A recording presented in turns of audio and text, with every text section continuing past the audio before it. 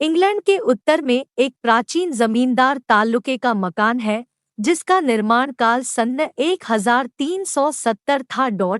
कहते हैं कि महारानी एलिजाबेथ के शासनकाल में इस जागीर का मालिक सर जॉन साउथबर्ग नामक एक कट्टर रोमन कैथोलिक था।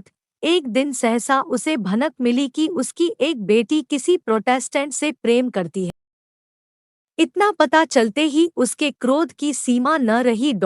उसने अपनी लड़की को बुलाकर खूब लताड़ा और कहा कि यदि इस क्षण के बाद उस व्यक्ति से मिलने का दुस्साहस किया तो तुम्हारी खाल खिंचवा लूंगा।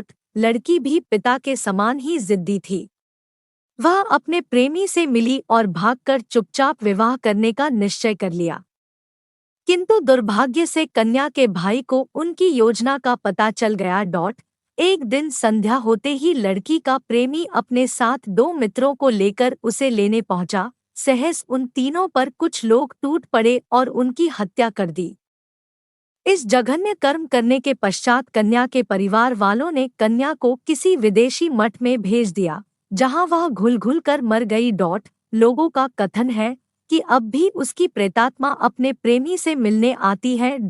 जो ही वह मकान से बाहर निकलती है उसका प्रेमी घुटनों के बल झुककर उसका स्वागत करता है। तत्पश्चात वह थोड़ी दूरी तक एक साथ चलते हैं और फिर आलिंगनबद्ध होकर सहसा अदृश्य हो जाते हैं। इस मग्न जोड़े की विफल प्रेम कहानी का प्रमाण कुछ वर्ष ही तब मिला जब उस मकान के पास खुदाई की गई और उस स्थान से 3 ठठरियां निकली।